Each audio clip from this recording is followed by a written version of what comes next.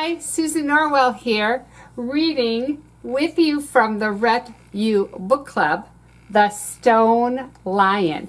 This book was written by Margaret Wild, the same author that wrote The Fox, and it's also written by Rett. And so I hope you enjoyed this book. Now, before we start though, I'm going to be modeling this book in Grid 3 SuperCore 50. So we're going to take a look at some of the words that we might need to use to support a reader or a child who's reading with us or a child we're reading to. So it helps if you read the book first before you're going to read it to somebody else, and then to take a look at where different words are. Now, this book talks a lot about feelings. So when we look over here, and yours might look a little different than mine. I've moved around some of these to make them more accessible. So there's feelings, and we've got some feelings here. You know, there's some mad in this book, some sad, some things that make us happy, cold, and hot. Oh, more feelings when we go to the top. Somebody's very, very tired. Or things make me feel very, very scared. And worried. And a little girl that's very, very brave, but way too young. Grumpy. One of the people or things in our book, well, I'll give you a hint. It's a stone lion. He's a little bit grumpy. And he is not very helpful at first. But then some very kind things. Kind things happen. Some very kind things happen. So let's go back home so we can take a look also at some position words.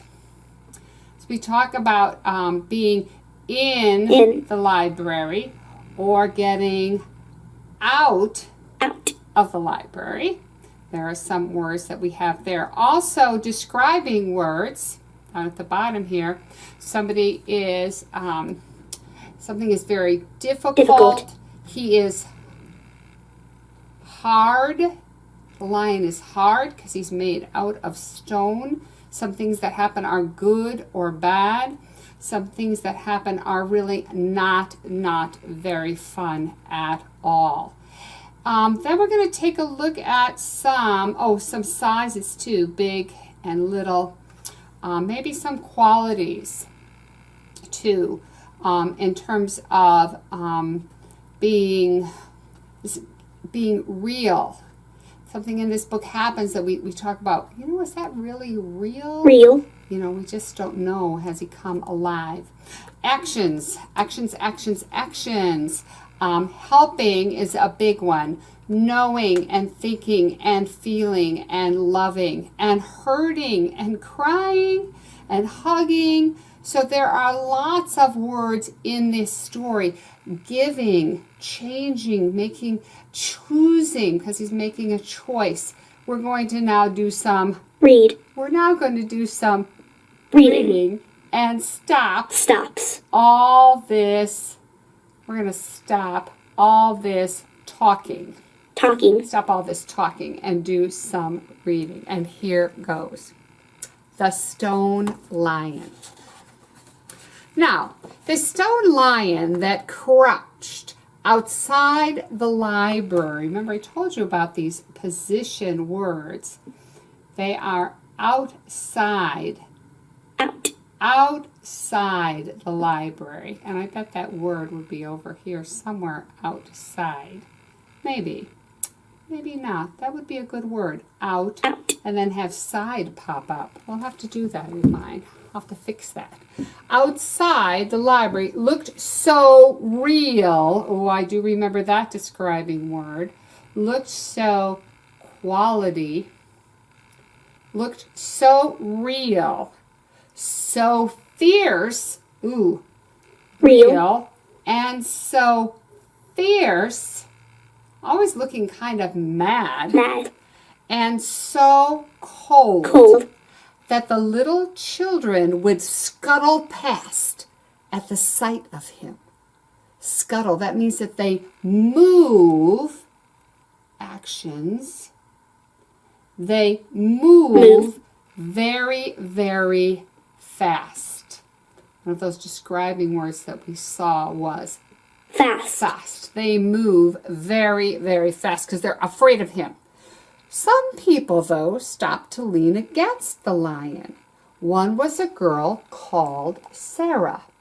She would huddle next to him, cradling a tiny bundle, and her tears would fall like rain on his paws. Now, her tears were not rain. This is a simile. Her tears were like rain. They're comparing her tears to something else to help you be able to think about it. To help you be able to think. About what her crying was like. She was not crying a little bit, not a bit. She was really action. She was really crying. Really crying quite a bit, quite a lot. Poor thing. She's got this tiny bundle, and I'm thinking, I am thinking it is a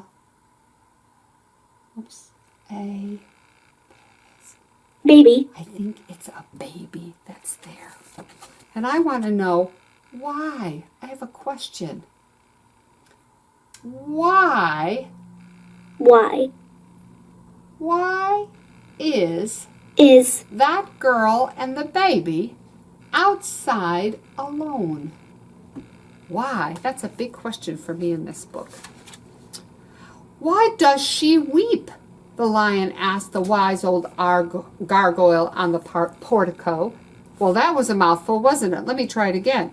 Why does she weep? The lion asked the wise old gargoyle on the portico. All right, now here's some new words for you. This is the gargoyle, that kind of ugly-looking creature with wings. And the portico is like the little shelf that he is sitting on. Why? The question is, why is she why is she doing that thing, that action? Why is she cries? Why is she crying? Whoops, I missed it. It was there, and then I missed it. Why is she, wait, Susan. Crying. Why is she crying? The gargoyle knew everything because blackbirds, sparrows, and pigeons perched on it. That means that it would sit on it and told it all the secrets of the city. Ooh, and I think that gargoyle, he actions. He listened.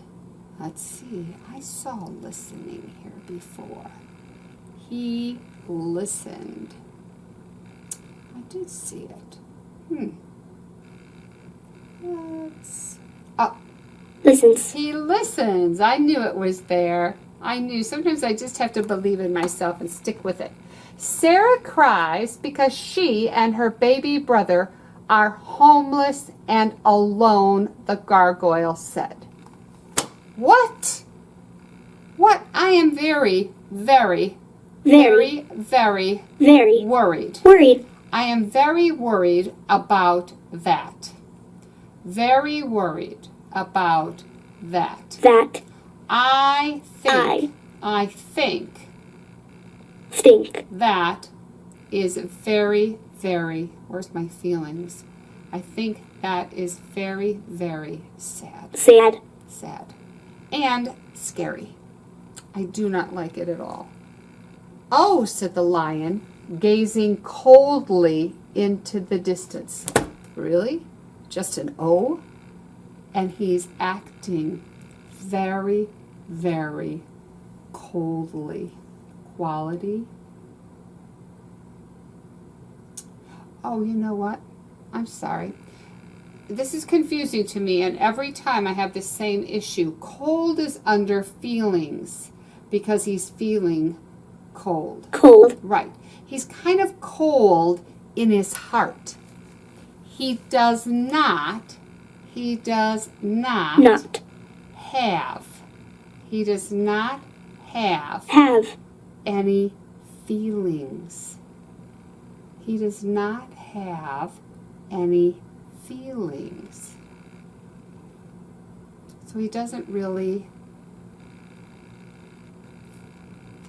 feel. He doesn't feel things. He has no feelings. He's just cold, ice cold, made of stone. His heart is made of stone too. Ben, who worked at the library, often leaned against the line while he ate his sandwiches and read a book. Now and again he would laugh or sigh. "What's in the book that makes him do that?" the lion asked the gargoyle. "He's reading stories about living creatures who feel happy." They're feeling happy. Happy. Or maybe they're feeling sad. Sad. Or they're feeling despairing, like without any hope. Or they're feeling hopeful, which makes people feel pretty happy when they're feeling hopeful, said the gargoyle. If he could have, the lion would have shrugged. Like, what's that about? He had no idea what those feelings were. He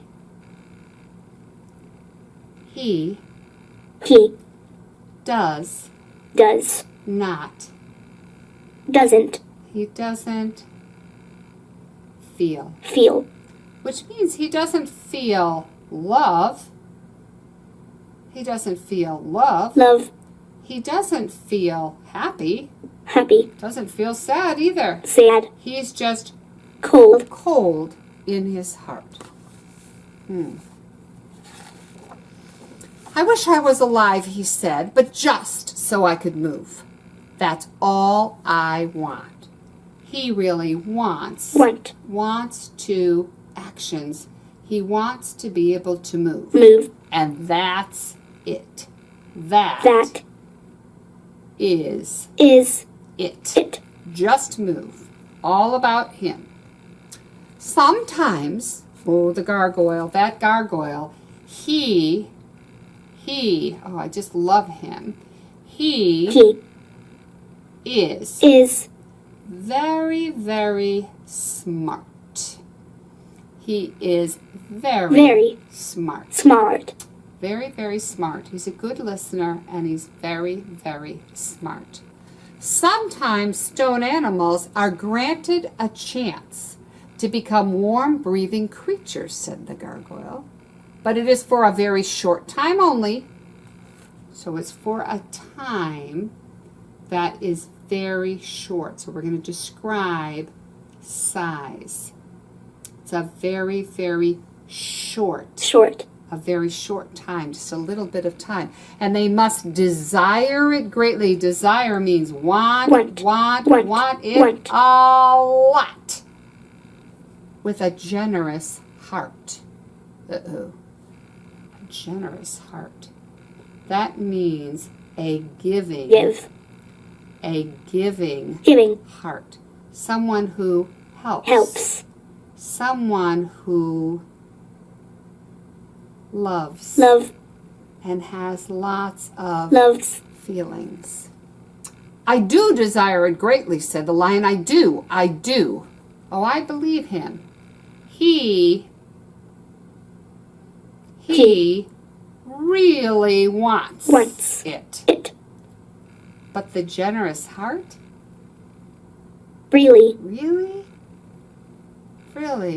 Does he feel things with a generous heart? And there they are. You can see the two of them kind of talking it out. He imagined strolling along the wide street that he saw from his pedestal. He imagined running on the green depths of the park, across the road, prowling, pouncing, leaping, but he could not swish his tail or flick a whisker. He really wants. He wants to be able to move. Right? And he really wants, let's look at this moving down here, some more options. He wants to hop and jump and run and climb and skip and just move, move, move. Just move, move, move, instead of all that sitting that he's doing.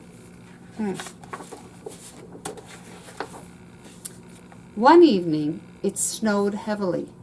There was no one except Ben at the library. Out of the whiteness, Sarah suddenly came running. She stumbled up the steps and put a basket by the lion's paws. Oh no. I have been very, very worried. I have been, oh, I'm sorry. I'm going to go back. I have been very worried about this thing. Worried. This is the very thing I was worried about. She has been so brave, but I have been scared because she was alone. It makes me very uncomfortable to have her be alone like that. And I think it's very, very dangerous. Very dangerous. I'm so tired, she said to the clouds and the wind. So cold. Oh my goodness, she is feeling so cold and so hungry. She swayed and then she sank to the steps, her body limp and her eyes closed. And inside the basket was a baby. I was right, with a tuft, just a little piece of red hair. And a snowflake fell on the baby's nose. This is very, very dangerous for that baby. Let's see if I can find dangerous. I don't know if it would be here. They really need to be careful. Because this is describe quality. Very, very dangerous for a baby and a young girl. Sarah and her brother will suffer out there in the snow, thought the lion. The baby wailed, waving a tiny fist. Wait a minute. He is thinking about them. About them. The lion felt a spark of pity in his chest. Oh my goodness. That is a feeling. That is a feeling. He is starting to change. Sarah and her baby will become cold and hard, he thought. Unable to walk or run or jump or feel, just like me. His heart flickered. Oh, I am thinking there might be a little bit of love coming up in his heart. It's getting a little warmer. Not so cold. Not so cold. If I could, I would take them into the library where it is warm and safe. If only I could move. Oh, look, he wants to move. He wants to move. Whoops, there we go. Move, but not for just himself, for them. For them. Oh my goodness. It might happen. Remember, it's you have to want it, and with a generous heart for somebody else. No, he'd never desired anything so fervently in his life. Oh, look at him. He's even starting to cry. He's even starting to cry when he starts to feel. He starts to feel. Oh my goodness. Let's see what happens. He'd never desired anything so fervently before. That means wanting it so badly with his heart. With a jolt, he felt his heart start to beat. He shook his mane. He flexed his claws. He stretched his legs. He glanced around at the streets and the park that he'd so often longed to explore. Oh my, stop. He has to make a choice. He chooses. He has to choose. Oh no, he has to choose. Please choose them. Please choose them and not the park. Then he leaned down and licked the snowflake off the baby's nose. It chuckled and squirmed. The lion gripped the handle of the basket in his powerful jaws. Muscles rippled as he loped towards the entrance and pushed the glass doors open. Look at him. He went in the library with the baby. With the baby. Oh my goodness. This is so much safer. Inside the library, lights shone like the sun. It was warm as a summer's day. But it was silent, and Ben was nowhere to be seen. It's like, Ben, hey, where are you? Where are you? Where are you? The lion paced down an aisle between the shelves looking for Ben. He put down the basket and roared. Well, that should bring Ben coming. Ben peered around a bookshelf. He couldn't believe his eyes. He's probably saying to himself, What is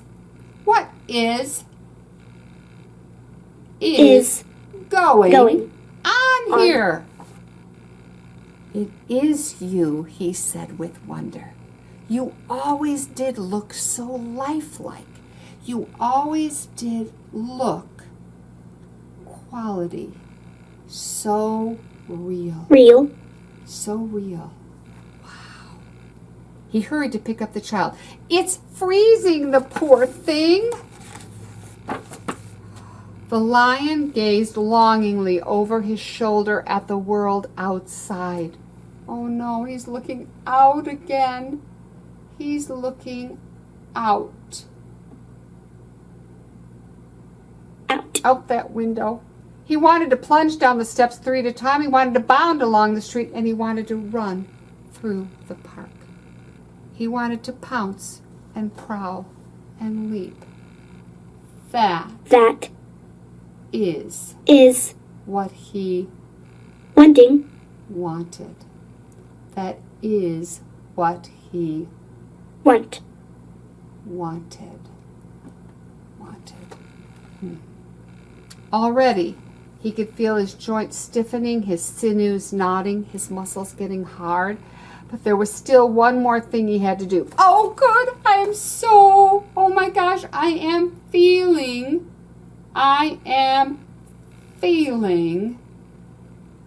so excited. Oh my goodness. I hope. He padded back outside. He seized Sarah's jacket between his teeth and gently pulled her into the library. Then he turned and dragged himself out through the door. His paws were so heavy he could barely lift them. Crouching, he settled back on his pedestal. He would never move again. He would not. He would not move. He would not move. And you know what? I'm going to try to find this word. Let's go home. I'm going to try to find the word again, but I think it's in time. He would not move. That's where I would put it. He would not move ever. He would never be able to move. He would never be able to move. There he is, dragging Sarah back in to the library. The next morning, the library was full with children, their voices bright as birds in the trees. Ben came out to sit next to the lion, and he whispered, it still feels like a dream. It still feels, I bet, it still feels quality. Still feels pretend. Still feels pretend, but I know it was you who saved Sarah and her little brother. It was real. Real. And inside his great stone body, the lion purred with contentment. So here he is. Here he is. Describe. Feels. He now feels hard. Let's see, hard. I think hard would be here. Well, heavy. Heavy. He feels very heavy and very hard on the outside. But he feels that love and the warmth on the inside. That's why he's content. If he's content, it's because he's feeling so happy. Happy. From that day, children always stopped on their way into the library to stroke his mane. Oh my goodness, that certainly was a change. Change. Yes, that certainly changed. That certainly changed. He looks as cold as stone, they said, but he feels as warm as toast. Look at the smile on his face when he's with the children. And look who's watching. There's Sarah. And in the years that followed, a little red-headed boy often rested his cheek against the lion. He once licked a snowflake off my nose, he told his sister. She hugged him. She hugged her brother. She hugs him. Hugged him. And they both hugged the lion. And if he could have, the lion would have hugged them back. He would have hugged. He would have hugged them. Because he finally got feelings. That part of the story always makes me cry. I don't think I've ever read that story without crying at that part. How do you feel now, the gargoyle asked the lion one afternoon. Well, that's a question that he couldn't have asked him at the beginning. I feel alive, said the lion, as Ben leaned against him and started reading aloud a story of sadness and joy, despair and hope. The end. There they are, reading together. I hope that you love this story as much as I do. I don't think there's anything better than being able to help a child. I just don't. And I also think there's nothing better than being able to feel all of our feelings, whether we feel happy or whether we feel sad or whether we feel angry or whether we feel scared. All those feelings are important. So, thanks for joining me at the Rett U Book Club. Thanks for reading The Stone Lion with me. Bye-bye.